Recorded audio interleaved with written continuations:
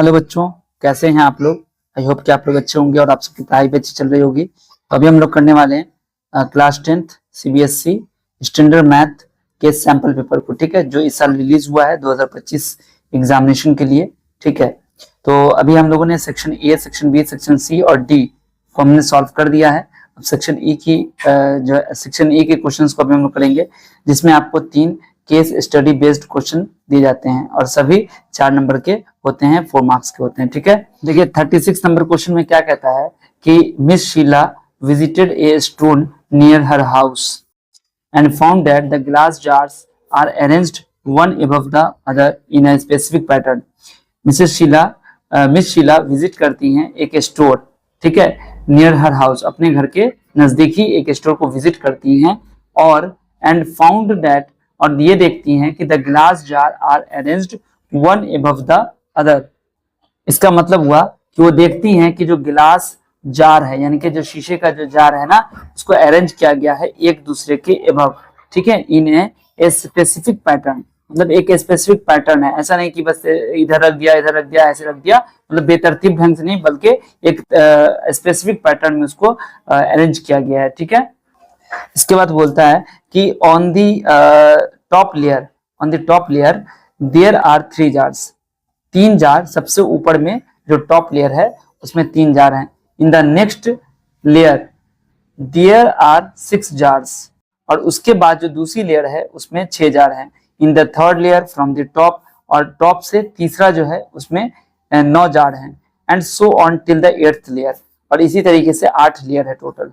अब ये कहता है कि on the basis of the above situation, ऊपर जो हालात आपको बताए गए हैं, सिचुएशन बताया गया है, उसके आधार पर आंसर द फॉलोइंग क्वेश्चन।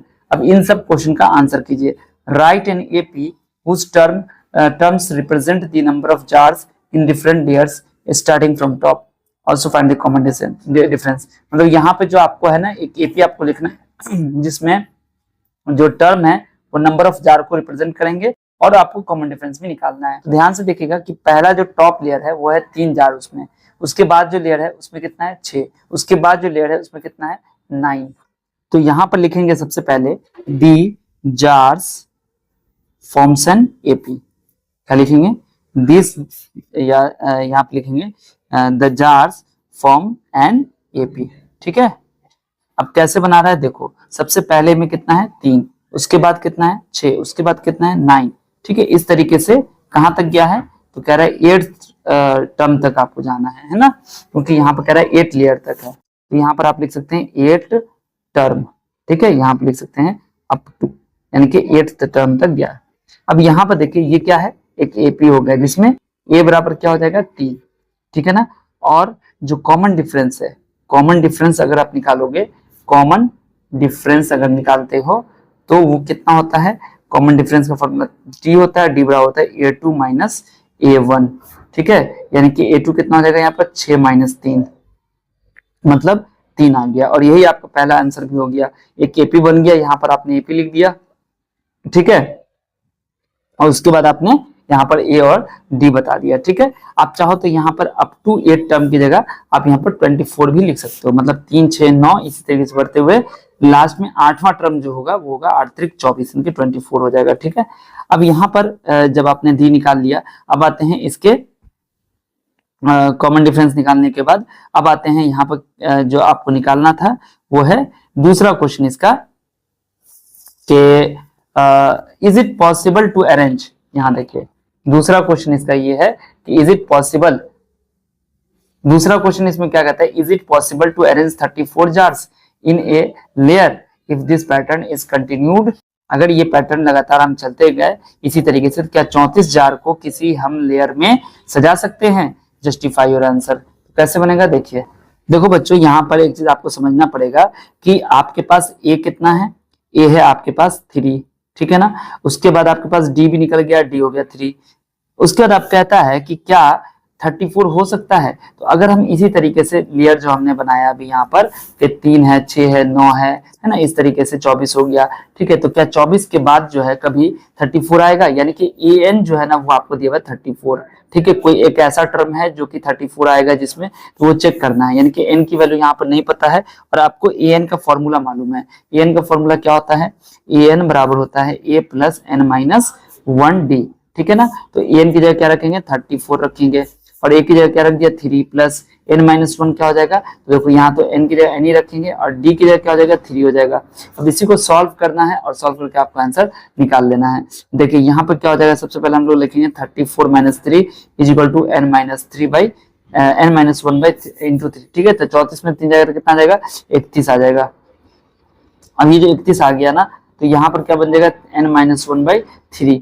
तो अब इसको आप इस तरीके से लिख सकते हैं कि 31/3 बराबर n माइनस 1, ठीक है।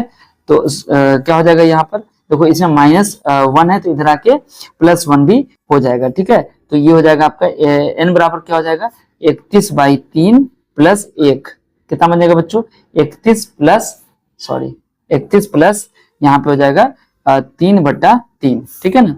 31/3 बराबर n माइनस 1 हुआ, तो माइनस 1 को हमने क्या किया? इधर लेके हम रख दिए, ठीक है। तो इधर जब हमने रखा है इसको तो माइनस 1 प्लस 1 हो गया और ये n इधर अकेला रह गया। तो इस तरह से क्या हो जाएगा आपका? 34/3। ये आपका देखो कि 34/3 जो ये फ्रैक्शनल नंबर हो गया, जब इसको काटोगे तो 11 पॉइंट समथिंग आएगा। यानी कि n की वैल्यू क्या हो गई? यहाँ पे लिखेंगे सिंस n इज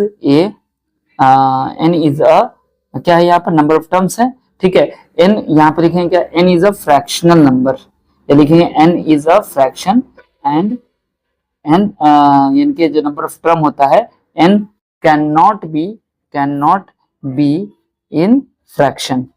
ये आप अगर पॉइंट में चेंज कर दोगे तो लिखोगे n is a decimal number and n can not be decimal हो सकता है। नंबर जो नंबर ऑफ टर्म्स जो है आपका, सॉरी नंबर, यानी कि 1 2 3 4 ऐसे ही तो होगा। कभी ऐसा तो नहीं बोलेंगे कि 4.5वें नंबर पे या 2.5 नंबर पे, है ना।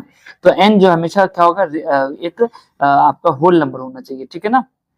1 से आगे होना चाहिए, 1 2 3 इस तरीके से आपका ये जो पॉइंट में नहीं होना चाहिए, इंटीजर होना चाहिए। इंटीजर में भी पॉजिटिव इंटीजर होना चाहिए, ठीक है। बात समझ में आ गई? अब यहाँ पर लिखेंगे इट इज नॉट पॉसिबल। यहाँ पर क्या लिख देंगे? Hence it is not possible, it is not possible, okay, to arrange 34 jars, okay.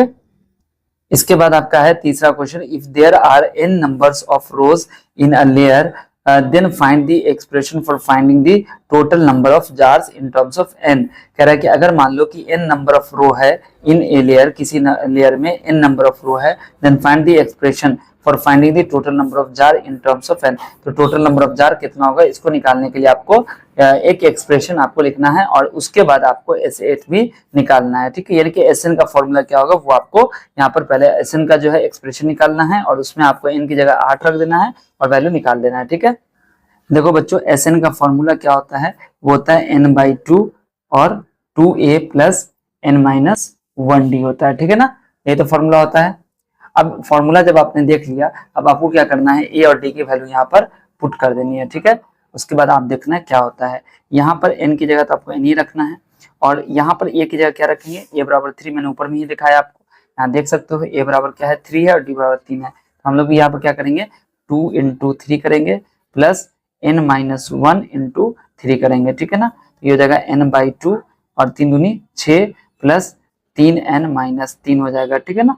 तो यहाँ पे से क्या हो जाएगा? n/2 और ये हो जाएगा 6 माइनस 3, तो ये 3 हो गया, ठीक है। ये 3 है प्लस 3n। बात समझ में आ गई? तो इस तरीके से हमने देखा कि यहाँ पर जो एक्सप्रेशन हमारा बन चुका है अभी वो है Sn निकालने का। यानी कि अगर हमें Sn निकालना होगा, S8 निकालना हो, S7 निकालना हो, कुछ भी निकालना हो, n की जगह जो भी नंबर आएगा उसको हमें क्या करना है? इसमें पुट कर देना है। अब जैसे S8 निकालने के लिए हमसे कहा जाता था, तो 8 की जगह n क्या हो गया आपका? 8 हो गया, 8/2 और यहाँ पर लिखना है 3 प्लस 3n, ठीक है। तो ये 2 चुका 8 कट गया यहाँ पर, तो क्या बन जाएगा? सॉरी यहाँ पर भी आपको 8 रखना होगा, ठीक है ना। ये हो जाएगा आपका 3 प्लस 24, इसको गुना कर देना है 4 से, ये वाला 4 से, ठीक है। 24 3 हो गया 27 गुने 4 यानी कितना आ गया? 108 हो जाएगा, ठीक है। तो यही आपका आंसर भी हो गया, ओके। तो चलिए अब चलते हैं हम लोग नेक्स्ट क्वेश्चन को देखते हैं। यहाँ पर नेक्स्ट क्वेश्चन आपका इसमें है ये और करके, या तो ये बनाना है आपको या ये बनाना है। The shopkeeper added 3 jars in each layer. Shopkeeper ने क्या किया, 3-3 जार हर एक लेयर में मिला दिया, ठीक है। How many jars are there in the 5th layer from the top. तो कहता है 5वें लेयर में फ्रॉम द टॉप, ऊपर से अगर 5वां लेयर देखा जाए तो उसमें कितने जार होंगे। देखो अभी तक जो आपका एपी था वो कितना था, 3, 6, 9 इस तरीके से था। अब कह रहा है इसमें भी 3, इसमें भी 3, इसमें भी 3, सब में 3-3 जोड़ दिया गया, ठीक है। तो क्या हो जाएगा, 3-3 6 हो जाएगा, 6-3 9 हो जाएगा, 9-3 12 हो जाएगा, इस तरीके से यहाँ हो जाएगा। इसमें लास्ट में क्या था, 24 था, इसमें क्या हो जाएगा लास्ट में 27 हो जाएगा।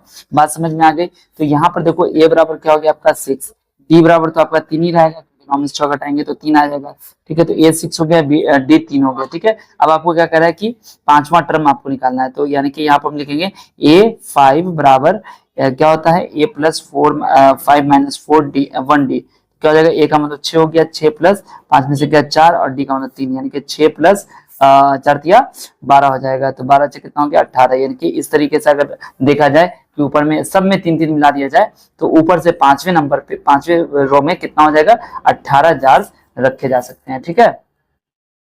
अब बच्चों ये क्वेश्चन आपके सामने है, क्वेश्चन नंबर 37 है, इसमें आपको ज्योमेट्री से बनाना है, ठीक है।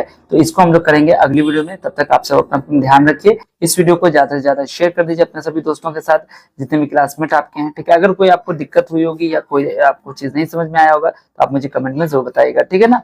हमें इंस्टाग्राम पर भी आप मैसेज कर सकते हैं, ठीक है, इसी नाम से हमारे इंस्टाग्राम की आईडी है, ठीक है, आप उसमें मैसेज कर सकते हैं, ठीक है। इस वीडियो को शेयर कर दीजिएगा, लाइक कर दीजिएगा, चैनल को सब्सक्राइब नहीं किया चैनल को सब्सक्राइब कर लीजिएगा। मिलता हूँ फिर आपसे अगली वीडियो में, तब तक आप सब अपना ध्यान रखिए। वीडियो देखने के लिए आप सभी बच्चों का बहुत बहुत शुक्रिया।